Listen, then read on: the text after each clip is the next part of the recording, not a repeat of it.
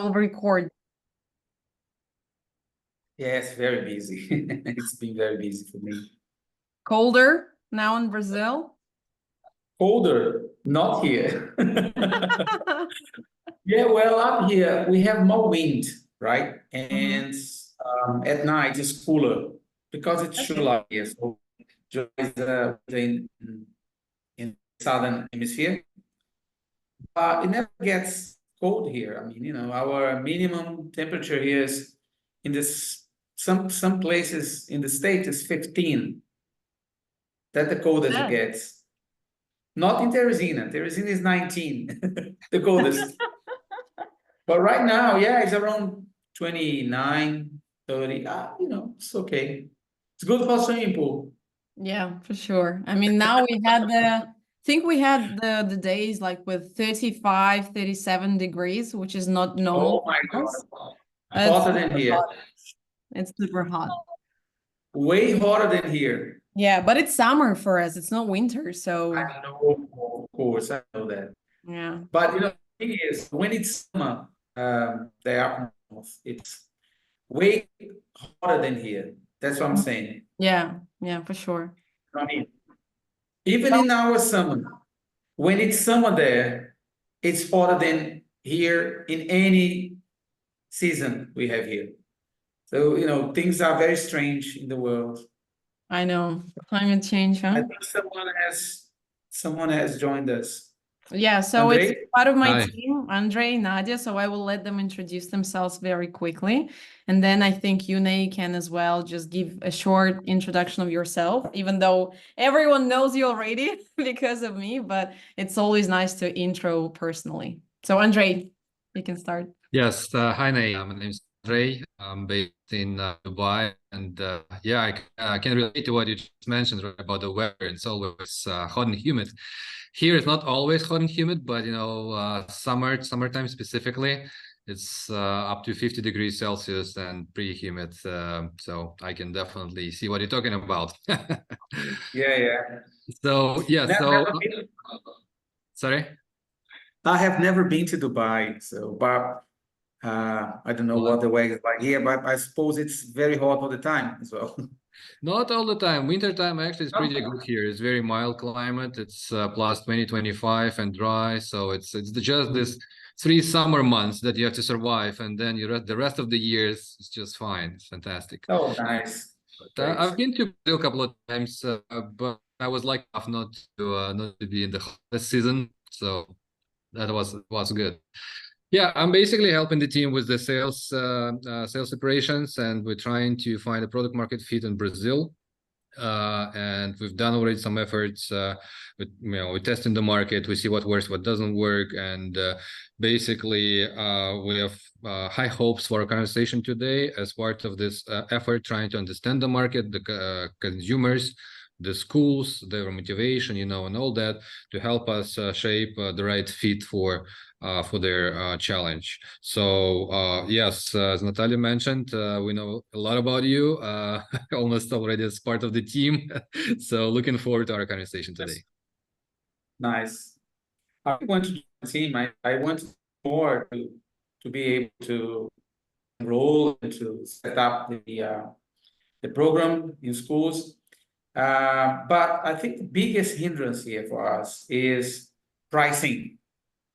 Because as you know, our currency, although it's the strongest currency in South America, it's still not comparable to the dollar, right?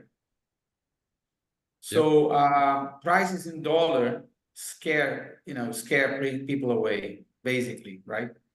And I think the our how do I say that? Our balance point would be to find out a way a way to offer your our it's to be that part of the team our educational services for a price that people can actually pay. Okay, I mean at the end of the day everything comes down to pricing, right? And I know that it's a very kind of awkward. I mean, it's a very kind of how to call it, sensitive thing to talk about, because, and we also have to find the right pricing, okay, that I can tell you, okay, people are able to pay for that. Do you know what I mean? And then we can scale, maybe. So if we kind of up to a fee that you can actually, pay, then we can scale. So here in our market, we are talking about scaling, right? So for scaling, we need to find a cheaper price, but not that cheap. I mean, not so cheap that wouldn't, that would make the operation difficult, because I know that there are costs. Okay. Can I just like interrupt here, Yes, saying about you the, must. because we had the conversation with you, Nay, and you shared with me your input in terms of the price and the current program. But I want for us to maybe zoom out a little bit right now and maybe not talk about the Canadian program in particular, the offer that I made you, but just in general talk about the market and the demand of parents and what are students, looking for their future. Is university preparation is something necessary, because you are, you are almost to be the university counselor. So obviously you are in it right now, and can particularly share what are students thinking about their next step. And you are an IB teacher, so you also communicate with teachers who have this opportunity. So maybe we can start going by the general trends in the market, right? Not the Canadian education and the program that I offered, but the general trends that you see are happening in Brazil right now. Right. So let's start with the points, the topics that you are asking to answer. Right? Yeah. Okay. And actually, Andre, who's there as well, I think Nadia is there as well, right? So the market trends in education, in the education sector, has been growing, right?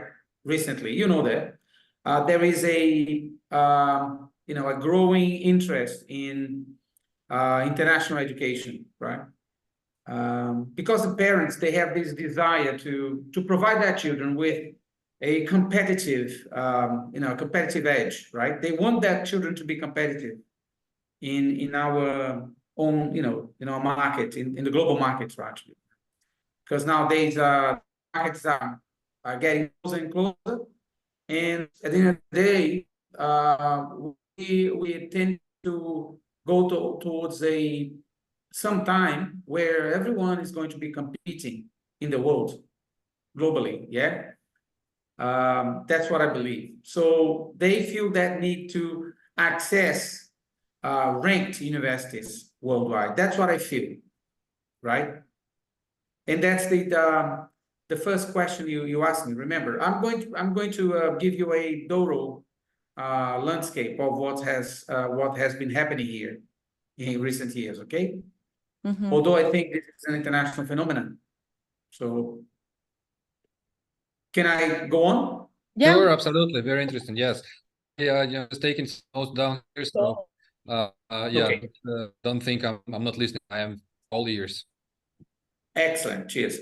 Now, middle and high school, middle and high schools, they are looking for programs that can prepare their students for international exams as well. Okay, so people, they want to prepare their students for SAT, TOEFL, IELTS, and they are looking into preparing students' portfolio for them to apply for our university in Europe, in the United States, abroad in general, basically, right? But at the same time, they are a little bit reluctant because culturally, Brazil is, Brazil has this scarce mentality, and they want something, quote, guaranteed for their children. So they are they are dubious about preparing their kids for studying abroad, for reaching global markets, and having their children here, and having their children to prepare themselves for our university exam, entrance examination here in Brazil, for them to do a public contest, to have guarantee, for the future, right? So you see, it's a cultural thing as well, that it's a paradigm that we want to break, to stop, okay? So we have these two tendencies there, alongside the willingness to preparing their children for the global markets, okay? But this, this fear that their kids won't succeed in life or won't have something guaranteed, okay? A guaranteed income. So as you see, Brazilian people, they have these, they are very afraid. They don't dream. They are afraid of dreaming. Natalia, remember you told me? I know, yeah. And I am an agent to try to change this mindset. So I actually have a Herculean task. Okay, I feel like fighting with Medusa, with big lion, right? But I'm strong enough. So yeah, in terms of market size, as you all know, you are schooled people. Brazil is a huge country. We have a population of 230, almost 230 million people. I don't know what's the population in Russia, but Brazil is a huge player. It's a big, huge market. And we are part of BRICS as well. So anyway, so we are an ongoing, a growing economy. Anyway, the market is quite significant. We have 1,000 students in Brazil. They are seeking right now, and they are seek for admission in, top ranking universities actually, or to universities abroad anyway, because only having these, opportunity to travel abroad, stay some time abroad, is already mind changing. You change completely. I lived in London for 11 years. For 7 years. I lived abroad, out and about for 11 years, but only in London, I lived for 7 years. And that fact changed my life completely, as you can imagine. So I met lots of people from all walks about, from everywhere in the world. I met lots of Russian people, lots of people from the world. So this is a changing experience. In terms of potential, Brazil is it's huge, right? It's a huge market. In terms of growth, just so you to have, I've been doing my homework, okay? So just for you to have an idea, our growth rate is estimated in around 10%. In education, in increasing awareness of importance of international education. Understand? 10% per annum, yearly. It's very, very, very big. This is a huge percentage. And the demand for prep programs is concentrated in major cities, right? Not in Teresina. And this is another difficulty that I have here in Teresina, because we are in the Northeast, although we are very close to Fortaleza, which is a huge market. Natalia has been to Fortaleza, and Fortaleza is huge. And we also have São Luís, which is close by. And the Northeast is a big market. And the education in the Northeast of Brazil is the best education in Brazil. The best education in Brazil is not in São Paulo. Understand that? So here in the Northeast, in our region, which is the size of Europe, we have a huge potential. Okay. But can I ask Nay about the Northeast? You say that they have the best education in Brazil. Are you talking about the density of international schools, or the quality of public system in general? No. I'm talking about people's interest in studying, and the quality of universities, and the quality of schools. Do you know that here in Teresina, you've been here to Teresina. Yeah. Teresina had the best school in Brazil. I think we are the second best school in Brazil. Do Private. Barreto is the second best, the We're first talking best. about private schools. Private schools, yeah. But governmental schools are pretty good as well. I know the secretary education of our state. I don't know if he remembers me, but he was my student. I think he remembers me. So you know, that's one thing that we have to take into consideration. Okay, the quality of education here, and the parents here are very concerned with their kids' education. Okay, although, as I said before, we have to fight, we have to break this paradigm, and to you know, to still have, you have to keep on trying to change that. Okay, because I can see a huge possibility here, and of course, it doesn't happen overnight. You know, it's cultural, so we have to change the culture, and I've been fighting a lot to change that. Believe me, you know that. Now, you know your competitors. Your competitors. There are some competitors here for your product. Okay. There are also some online platforms as well. You know, but as our market is very big, there is you know, we have a share in this market for sure.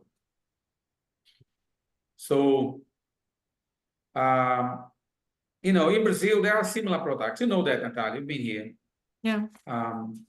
So students are and parents, they have been bombarded with marketing campaigns, especially online, on Instagram, you know, TikTok, everywhere, online. They are with their mobiles, cell phones in their hands all the time. So they keep being bombarded with campaign. So I believe that the way out here is through partnerships. But then again, we have to kind of convince the directors. We don't have to convince my director. You know, my CEO, you met my CEO. I don't have to convince him. We have to, because, you know, there are only 3 international schools here. Maple Bear, Bright Bee, and Great International. Bright Bee work with Fieldwork and with IB, as well as Great International. And Maple Bear work with the Canadian education, you know, approach, okay, methods, let's say. So marketing strategies. I'm going point by point, okay? And sorry, Renee, so you said Maple Bear, I got that. And what are the other names you mentioned? Great. Maple Bear, Great International School, and Bright Bee. Bright Bee and Great International Schools, they are schools that have been set up here. They are not a chain of schools, but Maple Bear is. Maple Bear is a franchise. Great International School and Bright Bee, they are not franchises, okay? They are local international schools. You see, I mean, we have more states, but we already can see that this is the way forward. We can see that. You know what I mean? So so you said that the Maple Bear is Canadian curriculum, and the Great International School, which curriculum is that? IB and Fieldwork. Fieldwork and IB, right? Do you know, are you acquainted with Fieldwork? We don't offer field work in Educate Online, but Yeah, right. I am a little bit familiar, yeah. Yeah. Fieldwork and IB, right? Basically, that's why I am an IB business management teacher. And but then again, Andre, not everyone speaks English as well as I do, right? As you can imagine. English is just the end. Exactly. Not everyone is able to do that, right? And probably just me and John. Yeah, well, okay. My English director. But how do you run programs? Do you run any international programs today? Yes, I'm just a teacher at great international school, but I'm also an international consultant.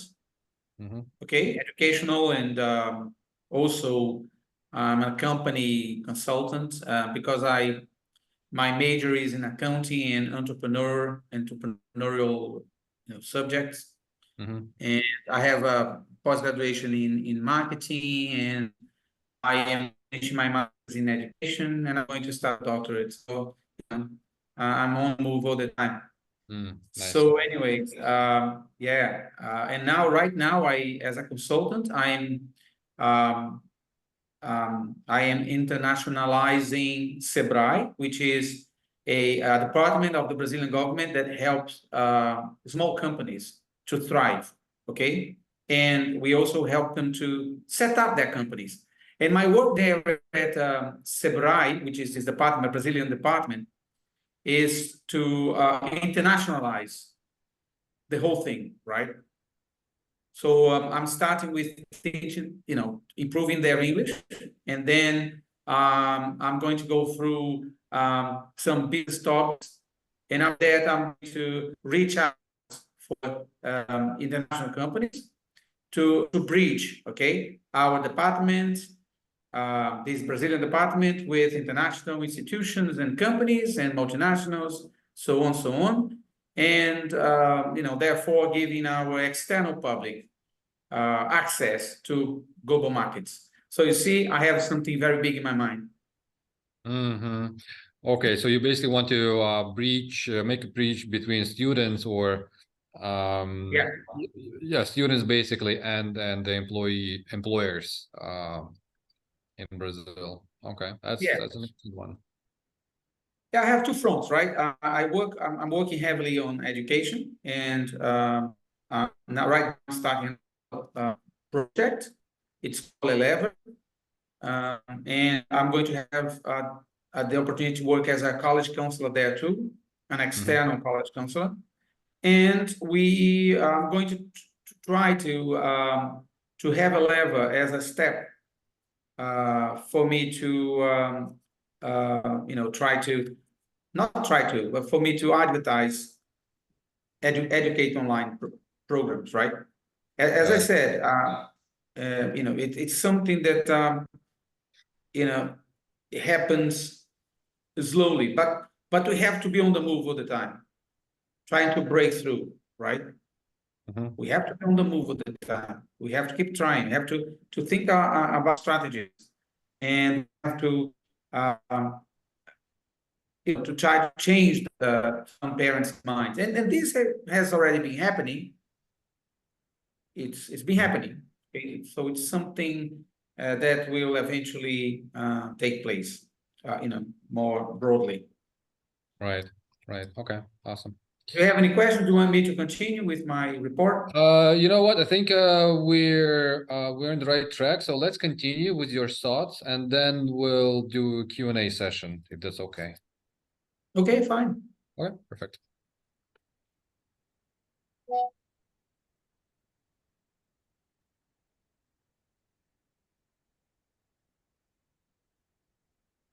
Okay. All right. Want me to continue then? Yeah, let's continue. I think we are The at 6th 5. Oh. Okay. The schools, yeah? Fine. Number 5. Yes, number 5. Yes, number 5 here. Number 5. Okay. Now, what we have to do there, the marketing strategies you asked me about, right? Okay. Now we have to prepare students. First of all, they have to improve their English. First of all, because without English, they don't go anywhere. Unfortunately, or fortunately, I don't know. I particularly, I don't really love to be speaking, a foreign language, but anyway, it's almost native for me. I was brought up within a British family, but so we have to prepare the English. And Nate, when you say prepare the English, what's the current level? I mean, I understand kids go to private school and they're taught English, or many subjects, including English. Is that normally like more hours of English in the private school than in the public, or just more or less the same? Yeah, more in public schools, right? More than in public schools. Yeah, absolutely. Private schools, they have more English practice, okay? Mhm. Public school, I mean, almost not at all, right? Mhm. And it's a good market as well because our state here, our governor, I know our governor, and I know our Secretary of Education, and both of them, they are teachers, both of them, and they have this program to improve, public schools English level. And I'm going to try to reach out. I'm going to try to talk to them eventually if I have the opportunity. I'll try to talk to our Secretary of Education because we can also implement this program for governmental schools, for public schools, not only private schools, right? And it all starts with English. But then what I'm doing there at Great International School, since the students don't have enough level to, not all of them, right? And in public school, I'm about private school. In private schools, people, they know more English, but to have an idea, in my IB group, only 30% of them can follow what I say 100%. Only 30%. Wow. 30%. In a private school, right? This is very low, okay? And in average, students' English level here is A2. So most of them, I mean, in average, talking about the whole universe of students here, they have A2 elementary. Okay, Mhm. so that's something that we have to improve. Them English schools and for them to have an academic performance. I mean, a good academic performance. So, And would you say, which level would you say would be necessary to follow subjects in English? at least B1. B1. B1 at least, right? Pre-intermediate, intermediate, ideally intermediate. Ideally, right? Mhm. Because the thing is, at the end of the day, in my experience, me teaching business management in English, even though the student hasn't got the level, I can still get through, to them because I can slow down and speed up. And as I teach business, I will also teach vocabulary and grammar and structures and so on and so forth. Mhm. So you see, there is a way. I don't know if everyone is skilled like me, like that, because but this is one way I do it, right? I make do somehow. Right. Doesn't And matter. and you just said, Nate, that majority of the students can only speak like A1, you said, right? A2, elementary. In the Yeah. private school, there is clearly a big I gap mean, all over. I mean, in general. in general. Mhm. Yeah. Um, Okay. So yeah, so definitely English is number one. So how do you cope with this challenge of English language in your school right now? Do you start with just teaching English as a subject first? So bring them up to say B1 and only then you teach them subjects, or they learn in parallel?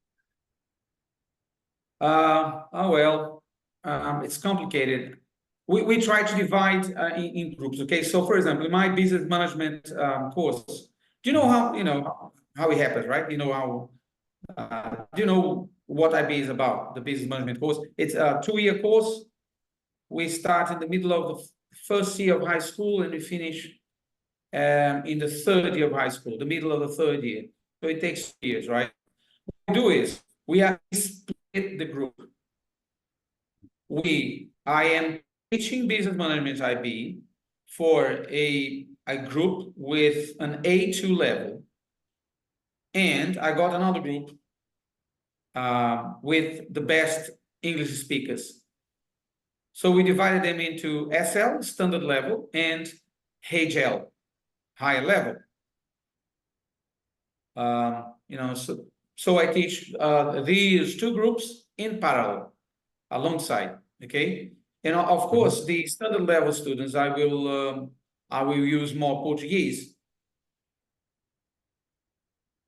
but never forget English. Okay, so I'll make their lives a bit easier. You know, I'm doing half, okay, half Portuguese. I try to teach in English, but then when I see that they have difficulties, I stop a little bit, I explain. Sometimes I translate. I try to make them understand somehow, and somehow they have the experience. But the high level ones, I carry out the class only in English. So okay, And that's then how I your do that. and then your And experience. apart from that, they have lots of English. Sorry for interrupting. Apart from that, they have lots of English, you know, classes. Other subjects, you mean? Yeah, I mean, ESL, English as second language. How many hours of English language do you give students per week? You saying business, because I teach business in English.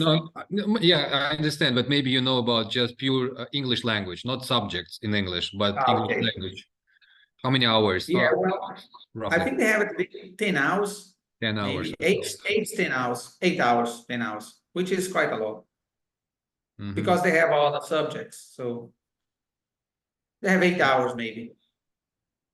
And based on your experience, Nate, so the group, the lower English language group, A2, you said that you start giving them, you know, a mix of languages, both English and Portuguese. But in time, I understand they become better and better at English, right? And you start moving more towards pure English language, right? Exactly. Yes. Okay. Okay. Very, very, very interesting. Okay. Yes, please go on. Okay, Andre. The first one is I think another point is strategies, right? Yes, we're talking about the strategy. How do you basically attract and recruit students and enroll students into the program? Obviously, well, IB is a known program, right? So I guess you have a lot of incoming requests from parents regarding the program. But do you do any other like marketing campaigns to spread the word out there and whatnot? Yeah, well, you know, now about my school does, right? The school I work for, as a counselor and IT teacher. I work only 2 days there, so yeah, I mean they have online marketing, so they use TikTok, they use Instagram. The city here is not very big, so there is a lot of word of mouth going on. So you know, the school is huge. It's very well located. Natalia came here. It's a huge school. We have a campus, and Andre, that's the school that you saw, that you said the infrastructure is super well, like in Dubai. Yeah, that's the one. That's the one. It Nice, is nice, awesome. nice school. It is a really awesome school. Natalia came here. She knows. Yeah, she shares some pictures and photos, so we know what you're talking about. Yes, very nice. Yes, huge, yeah. So they do that. I mean, basically, I mean, nowadays no one advertises on television anymore because no one watches television. It's basically Instagram, you know, social media. Right. And yeah, so direct sales outreach as well, maybe. Well, they have partnerships with organizations like with UNESCO, with you know field work, with you know what I mean. So IB and that you know the fact that they have their sales attracts a lot. Okay, but our difficulty here is also teachers. We don't have enough teachers with a level of English who are able to teach subjects thoroughly in English. Period. We don't have. Not here, not in the Northeast. So it's a huge market. Preparing teachers is a huge market. And I have prepared teachers, English-wise, okay? because although they were teaching like science in English, I mean, science, right? That they're supposed to be teaching in English, but they couldn't do that. They could in a way, but not 100%. Because when you teach a subject, you need to know details. You need to go deep inside. You need to go the, metering, stuff, okay? In order to get your students to understand what you're talking about. And they did it and they do it partially, partially. They are not able at all. So I've been teaching some teachers. I see. I see. Makes sense. You see, so it's a huge market. So you're not only looking into students markets, we are looking into professionals market as well. Yep. Indeed. You know what I mean? Yep. Not only here, in Brazil, in the Northeast, everywhere. Brazil is a rich country, but we are undereducated. And people here, unfortunately, they haven't looked outward. They keep like blinkered in a way, you see. But what we have to do is to take off their blinks and make them to understand that there is a world out there. Okay, and we know that because that's why we're talking here. We're having this meeting because we know that we are not concealed to our backyard. Yeah. There are opportunities. Yeah. And Okay. what would be students, your school students' next steps? So imagine they finish their education at your school, and what would be next for them? Would like local Brazilian university be next, or would an international one be next, or what? Yeah, well, right now, to be very honest with you, because I think honesty is very important here. Okay, so they are looking for security. Most of them, they are looking for, obviously, the students that go to our school, which is an international school. Most of them, they think about going abroad. Okay, but talking about the region as a whole, that doesn't happen because they are looking for local universities. But there is something happening here because our Department of Education, the National Department of Education, and regulatory ministry, they are changing their requisites in terms of portfolio. So they are not looking into education quantitatively anymore. They are starting to look into education qualitatively. It means that they want Brazilian students to be very good at subjects, but also they want Brazilian students to be looking for something broader, like have international horizons. And this is good for education online. This is good for us. If say I'm part of the team, it's good for us.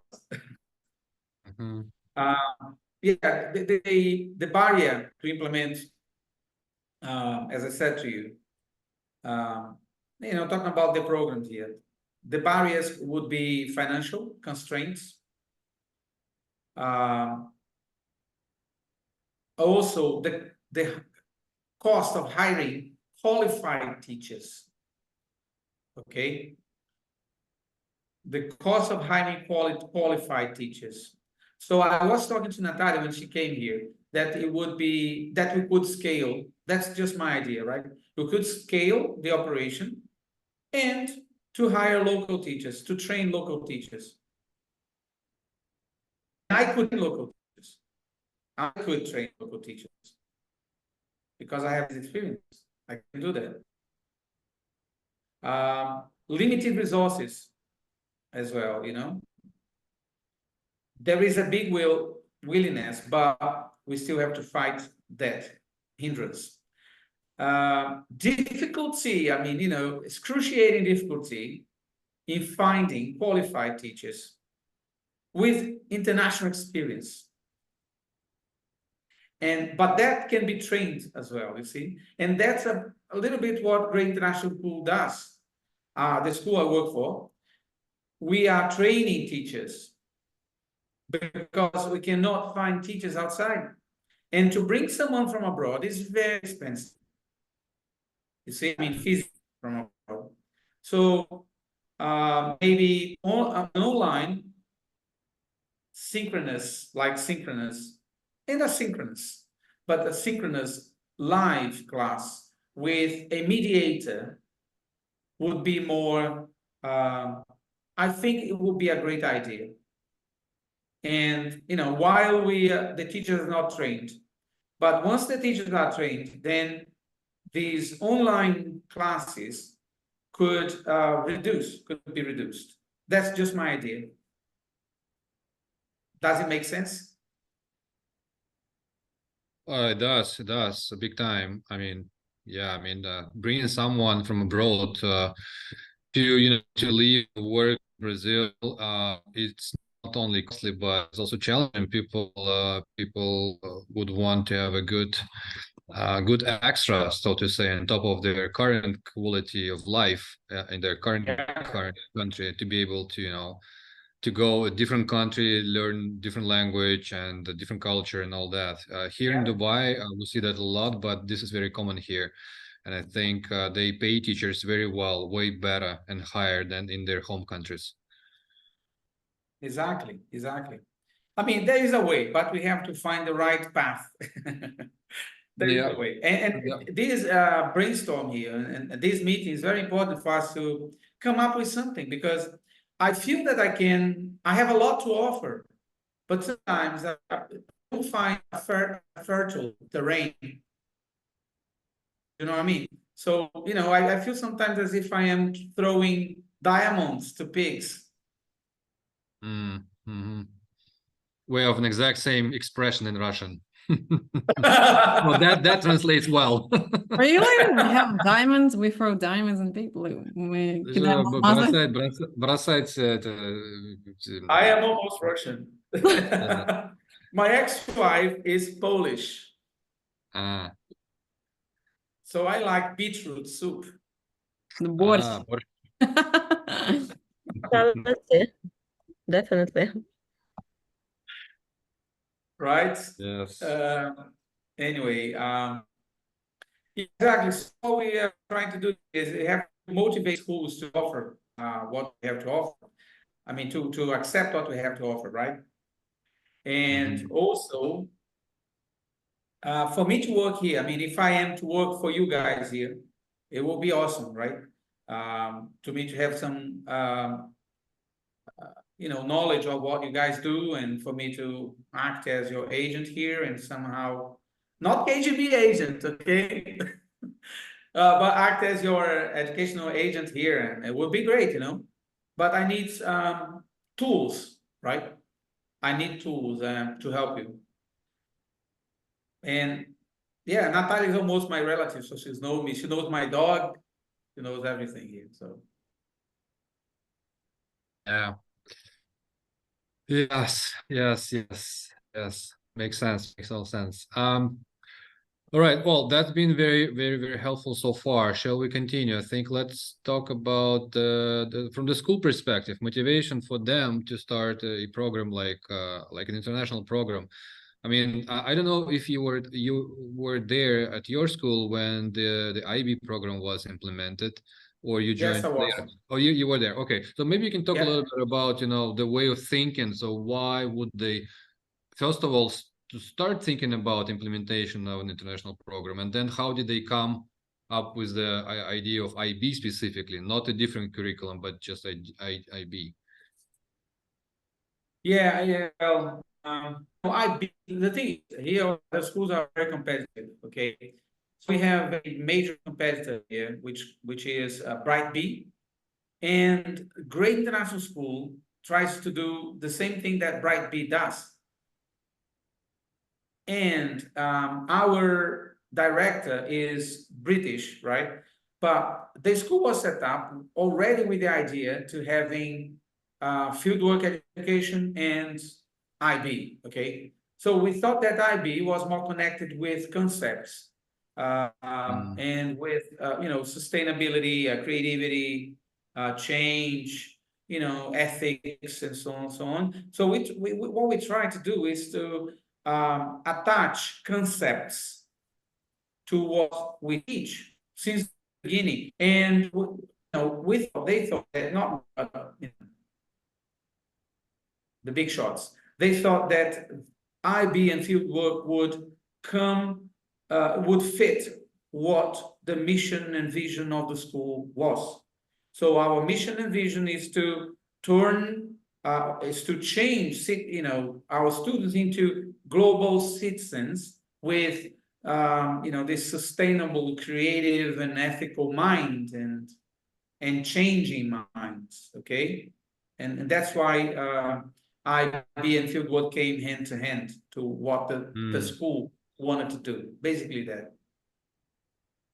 Do you know if they considered any other curriculum at all? They were, I think that they were bored with IB in mind from the very beginning, right? Yeah. I mean, in our group, Natalia visited another school of our group, Expert. That's the other school of our group. Great International School is a very expensive school, but Expert is a more affordable one. And Expert is, is supposed to be international as well.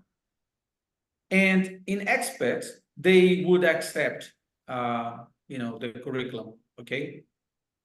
Not great, I don't know for now, but Expert will definitely accept. And we have other schools here who are, who want to become international in a way, because it is a trend. As I said, it is a movement. The government is kind of, influencing or maybe changing their perspectives of the education into a more international education, a more globalized education, okay? Because this is the way out. There is no other way out. There is no other exit. This is the way out. We have to connect more with the world. Now we have the means. We have the internet. Everything is much easier right now. So basically, you're saying that the primary reason to start or to introduce international program was basically competition with another school. Is that, you think, a common reason, or maybe other reasons? Other schools want to implement an international program? Yeah, well, I mean, also there is, everyone has, wants to be competitive, right? So since Great International School arrived here, since it was set up, it kind of lifted the expectations and lifted the standards, right? In a way, lifted the bar. So the standard is different now, is higher. So every other school wants to be, a bit, how to call it, a bit more competitive to try to reach this this standard. International school is a great place. So everyone wants to improve a little bit more, and everyone wants to be more international. It's a trend.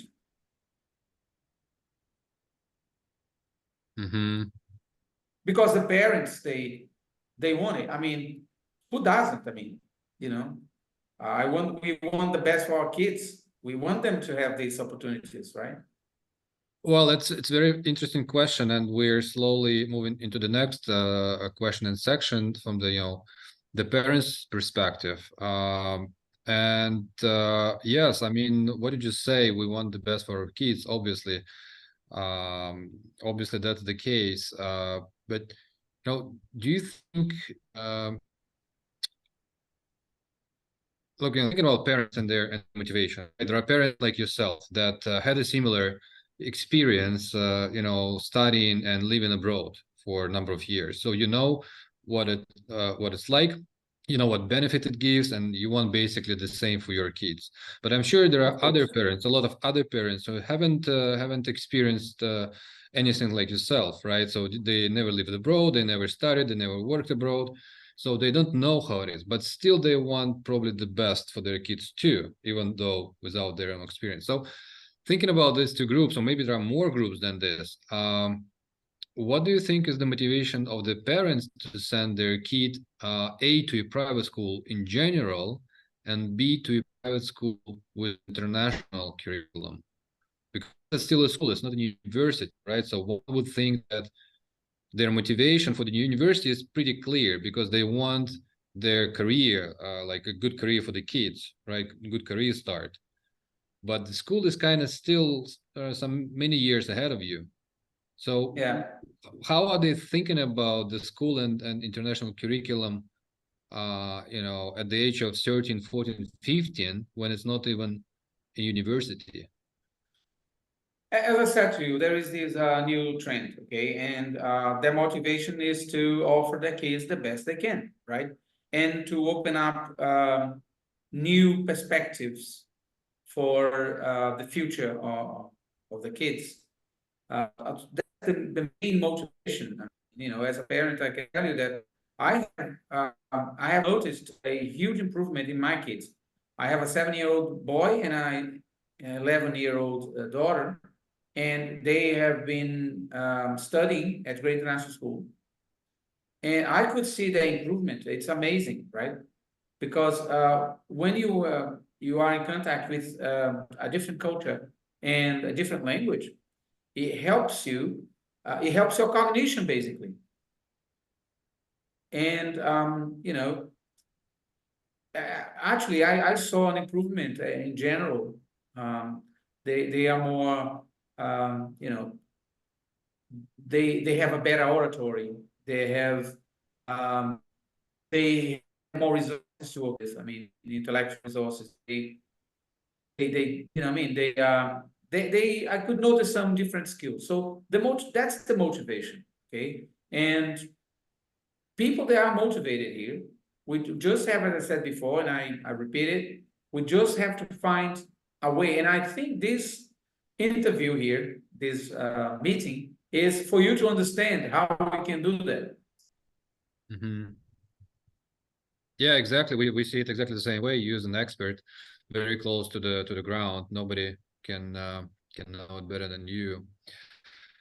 So then, if I may ask, your motivation as a parent, right? So when you were thinking about sending your kids to the school, what was your primary motivation? So now that they are in the school, you see the improvements, but Yeah, absolutely. before that, like we're thinking about what we were thinking. What made you send them to such I a was I was skeptical. I cannot lie to you. I was skeptical. My wife was skeptical because my wife and I, we were both we both went to traditional schools, like content-based school, only content-based school, and we didn't have any contact with English. I mean, I was very fortunate because I had an English family, but my wife wasn't. So yeah, I mean, I was skeptical, but then I changed my mind. So in the first 6 months, I could see improvement, and then I changed my mind completely. So the parents are, as I said before as well, they were a little bit afraid of what might happen to their kids because they are not used to it. They're used to, you know, the kids are used to go to school, to sit down on at their desks and be bombarded with content and not using English at all. And you know, so they have, I think schools here they have one English class per week, maybe traditional schools, or 2 classes per week, which is, you know, near to nothing. So, anyways, and yeah, I mean, people are skeptical, and as I said, we have to kind of convince them and show them that it's different. So maybe a trial session or trial sessions will help them to decide. We should show them, like maybe with lectures and with you know, seminars, something like that. because we are building a new culture here. And, you know, it's difficult in the beginning, but then once we change that culture, you know, we have the blue ocean. So, and it's the right time to start this, you know, movement here. The right time. Okay, and also as a parent, and I know it's probably hard to change hats, you know, from an expert and teacher to parent, but please try your best. And I know what I'm talking about. I'm a parent as well and similar age, so also a boy and a girl, so I can relate to what you're saying. But once again, so when you were kind of considering, you were skeptical at the beginning, right? But then you were considering this education. Obviously, it cost some extra money in comparison to a public one. But we're thinking about their careers and like life success in general, or it was more specific that you would see them go to university abroad, IB, likely international, or US maybe, and then they would maybe you know, stay there for work. Yeah. Like, was it concrete thinking, or was more in general, like for the better grade? Yeah, for, you know, for their career, for their success, for their, because we know that we can, you know, we can actually study online. So you can do a university online nowadays. Okay, you can. So if they are prepared, they can reach out. They can global markets and global education, be it physically or online, right? And they are going to be prepared for, you know, for doing what I'm doing right now. And believe me, this is a great advantage, either if they stay here or if they go abroad. Having this, you know, having an international education will change the whole perspectives in terms of career, you know, financial, so on and so forth. They will be better human beings. They will understand the world as a whole. You know, I mean, it was more general, really. But then again, not every parent's like me, so that's why we have to. Yeah, I bet. We have to work slowly to try to show them this, right? Yeah. So, and you said something I would like to come back to. You said that this would prepare this international education, even if it's just the school one, will prepare them for, you know, better career, better life, broader views. So do you think it's still the case, even if your kids go to a local university in Brazil, nothing to do with international higher education diploma? So imagine a career path, right? So now they do an IB, then they graduate, they get a school level B degree and diploma. Then they go to local Brazilian university, a good one, but local, no international. And then when it's time for them to start for you know, start looking for a job, do you think that this career path and having school level international education, do you think it is still beneficial for them as employees? Absolutely, Yeah. absolutely, for their career, of course. And Yeah. one of my jobs here as a college counselor is to build up their portfolio, right? Because it's like a resume. If they have a portfolio, which is, I believe, you know, it's more than a resume. The resume goes within the portfolio.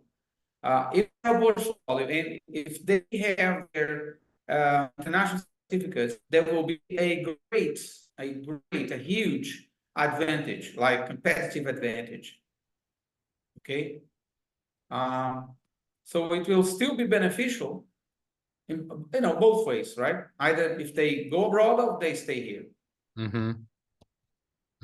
That's a very interesting perspective. Thank you for sharing. All right. So where were we?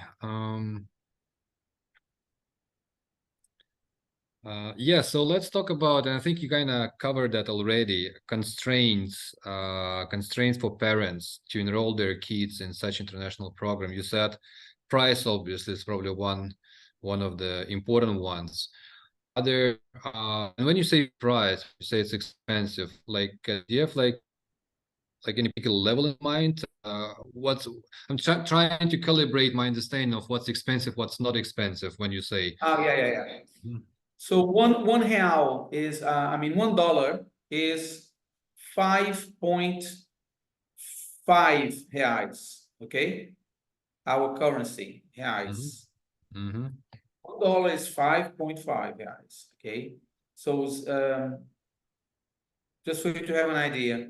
And the schools here, they charge, normal schools, most schools, they charge around 2,000 reais a month. So $1 is 5.5 reais, and schools charge 2,000 reais a month. Middle class people pay that, and with difficulties.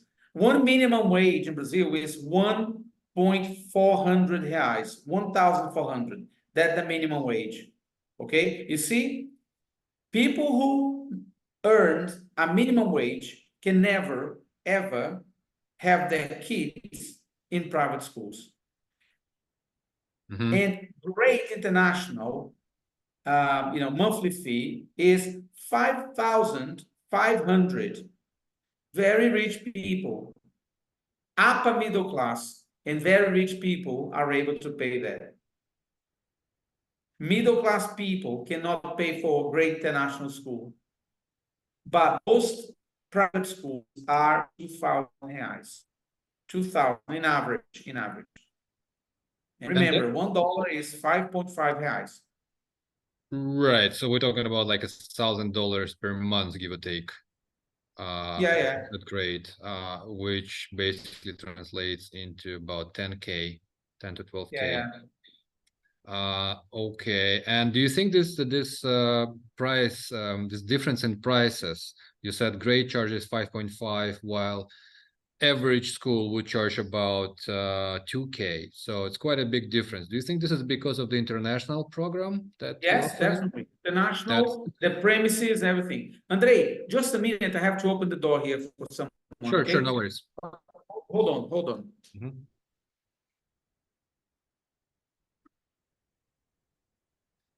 Oh, diamonds to the peaks, Natalia. Век живи, век учись. I didn't know about this phrase. I actually had to Google метать бисер. Now I know Метать that. бисер, да. Похоже, да. Мгм. Okay.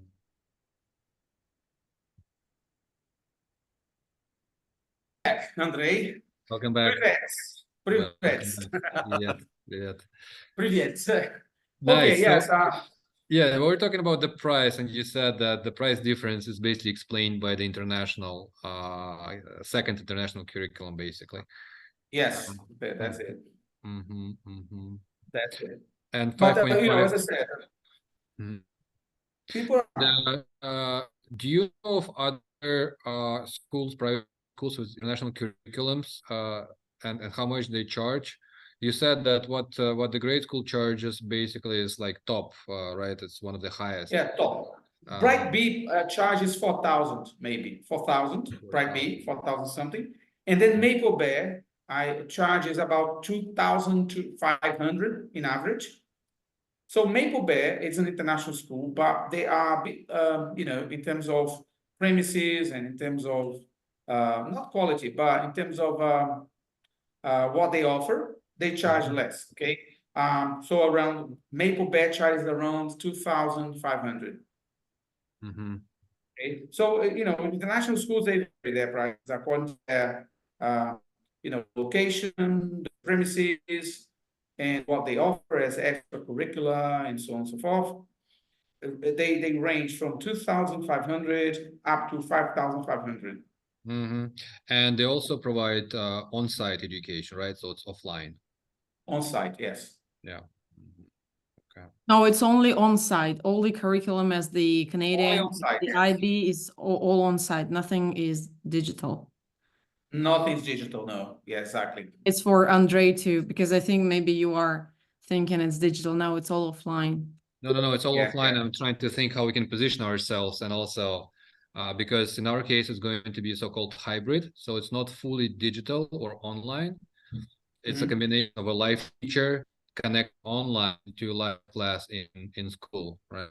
Yeah. My idea, Andre, I shared my idea with Natalia was me training teachers here, okay, to serve as mediators, okay, like to bridge, okay. So you'd have someone there, and maybe that will be a way out for you to think about pricing, okay. Because if you scale that, if you have someone to mediate one weekly class or something like that in every subject, and we would have a follow-up with a local teacher that will be trained by me. Do you know what I mean? So that's the way I could help you. And yeah, and you should come here to Brazil, you guys as well, to visit and to see how it is. The market is very interesting. Okay, you just have to organize ourselves, and we have to have what you're gonna offer has to be very well established.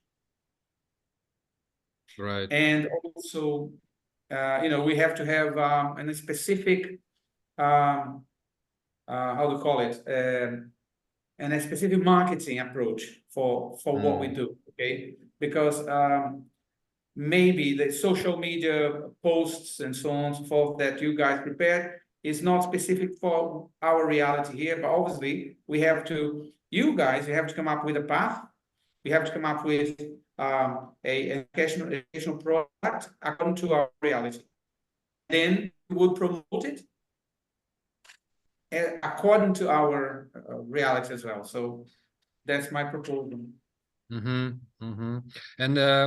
thinking about the price levels you just mentioned for the current on-site schools, and thinking about our hybrid offering to the market, what would you say would be a fair price to charge per for such a hybrid approach, right? Remember, probably people probably perceive that on-site is more quality than online or hybrid, I would think, but tell me if that's not the case.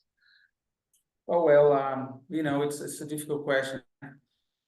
It depends. How many classes, what subject would offer?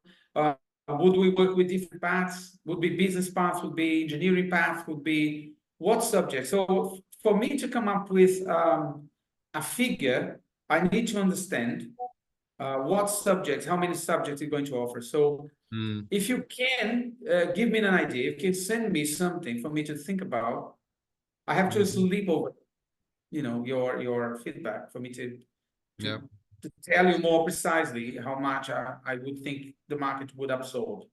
Yeah. No, that's fair. That makes sense. Asking the question, and almost finishing with it, I realized the how difficult the question actually was. Absolutely, man. No problem. Let's say high level perceptional, like from parents' perception side. Would you agree that they perceive on-site education as more better quality education than online or hybrid, or it's not the case? I mean, it depends. I mean, if we had a hybrid classes on site, okay, hybrid on site with qualified teachers, and again, I'm able to qualify teachers for you, okay, I'm able to do that. That will be great, excellent, because it could be a little bit cheaper than other schools, and we could implement this kind of hybrid approach in other schools as well. I mean, we don't need to have our own school, but we implement in other places, right? We could have a kind of a school within another school, or you know what I mean. So an international laboratory, something like that, right? Are you following? Do you understand what I'm saying? Yeah. I'm just taking notes. I'm trying not to miss a thing. I can see I'm that. like that student, your best student, with a lot of notes. That's taking everything down. You are my best student, man. Yes, sir. Yeah. So yeah, better quality teachers, lower price, school within the school, so to say. Yeah. Yeah, Andre, I have a meeting in to start my client has just arrived. But man, If you have any other question, I'm sorry for interrupting you, but if you just want to give me your final remarks and tell me what I have to do to help you more, that'd be great. I'm just looking at the what's left from our agenda. I think we've covered a lot of it, if not Yeah, all it's of a it. motivation. So, motivation to study abroad. So, yeah, factors for choosing universities. I'm just following the list here. Yeah, maybe just if you can maybe think about question number 9, and The motivation. number 9 for a parent, yeah, factors for choosing university admission program, like cost, duration. Well, cost we talked about, program, country, duration maybe, and yeah, whenever it's convenient, if you can even share it, like in a written form, or maybe better if you just record voice, so it's easier for you when you have Yeah, some you can just send it to me, then I will resend. Yes, I can give you a glimpse right now, okay? For my out of my experience, right? Duration. What I'm doing here as a counselor, I'm trying to convince the parents that they should send their kids to college first. So they would take 2 years college. It will be cheaper. And as I am preparing students' portfolio and trying to, pinpoint what they have to offer, and that would appeal to universities, they could go for, could apply for scholarships, okay? Because again, universities abroad for our reality here are very, very expensive. So I have to get some students who are able to pay, but also students who have an ability or have a very good curriculum for them to get a scholarship, okay? That's what I can tell you right now. But if you want more details, I can send that to you guys by writing, okay? That's okay. Scholarship thing is okay, as it makes sense, right? So we understand. Yeah, and also parents, number 10 here, parents, what kids motivation to start in invest abroad? What's the motivation? Man, everyone wants to go abroad to study and invest, man. So But here we're talking about kids' motivation, right? So kids oftentimes don't have. Again, okay, not the parents, but the kids, yes. But again, you see, there is this thing here that I have mentioned before, the fact that people here want security. They don't dream. I mean, we have to make them, to have them understand, to make them understand that they can dream and that, their dreams are achievable if they try hard, if they try enough. You get it? That was something that I talked to Natalia when she came here. And she actually told me, look, Nate, I think people there don't dream enough. So my goal here is to make them dream more and make them, understand that what they want is achievable. You get it, Andre? Yeah. So, yeah, man, look, let's work together. We'll find a way out. I want to engage, but obviously, as I told you, I need some tools and resources to work and help you more. You knowing me now, you understand that I have potential as your teacher. Big time. So help me to help you. So I need resources, I need tools, I need to understand more. I need to have some time. Sure. Awesome. And obviously, lots of people have been looking for me. I have some clients. I have lots of people want me to help them. So, I'm very actually fortunate. Great. Sounds great. Well, Nate, can't thank you enough for your time and invaluable, insights. Thank you very much. Once again, don't want to hold you any longer. So good luck with your next meeting. And it was a pleasure meeting you and getting to know you. Man. So hope Gratitude. we'll continue. Thank Gratitude. you. Thank you. Obrigado.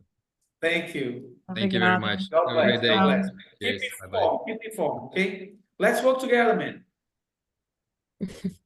Yep. Happy. Okay. Happy too. Thanks. Show me the way.